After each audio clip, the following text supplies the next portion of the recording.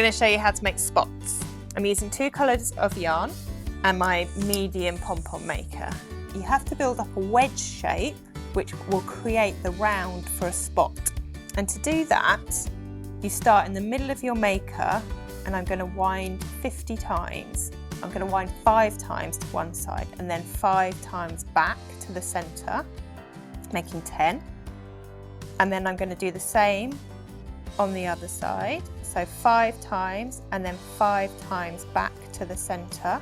So that makes 20. And then I'm going to wind another 30 times. I'm going to kind of gradually decrease the width that I wind, building up a wedge in the middle. So I've done 20. So now 5 to the edge, and I've stopped slightly in from the first time. And then I'm going to do the same on the other side. So you can see that I've kind of got more yarn in the middle than I do at the edges.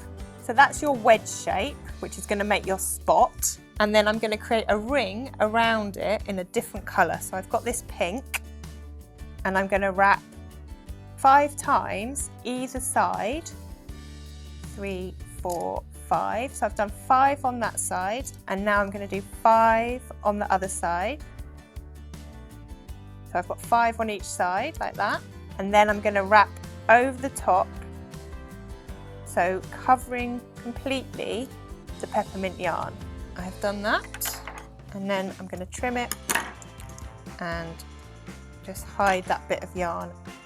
And now I'm just going to finish by covering the rest of the maker in the peppermint.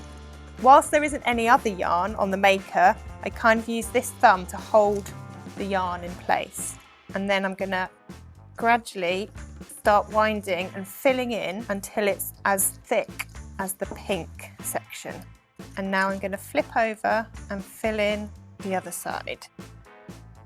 So now I'm just going to cover the whole half of the maker as we've done before.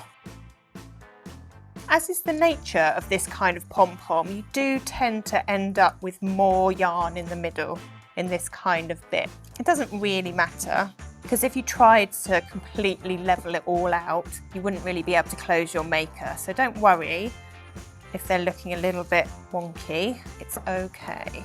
By covering one half of the maker with your spot and then the ring of pink and then the rest of the peppermint, you'll have a spot on the front of your pom-pom. When you cut it open, you'll just have the spot on the top.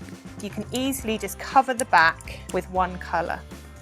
So I'm just going to do that now. And I'm going to do it in the speedy way. I have filled both sides of my maker.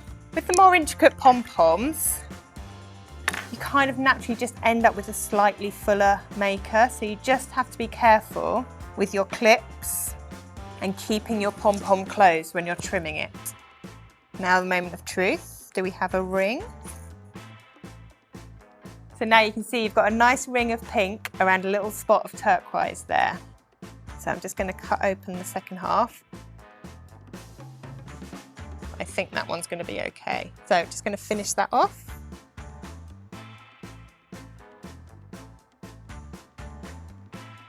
And remove it from the maker. But I think it could do with like quite a big trim for this one. So I'm going to use the big scissors, but again, it's just to trim the kind of both sides where we've had a lot of excess yarn. And that kind of gives you the guideline for the rest to trim. And then I'm just going to work my way round. So you can see it's a lot clearer now, and some little bits that I can just kind of move around with my scissors again. And obviously, if you use 3 different colours, you could have had a different colour here in the centre. Just from that one technique, there's loads of different ways that you can use different coloured yarns to create different sorts of pom-poms.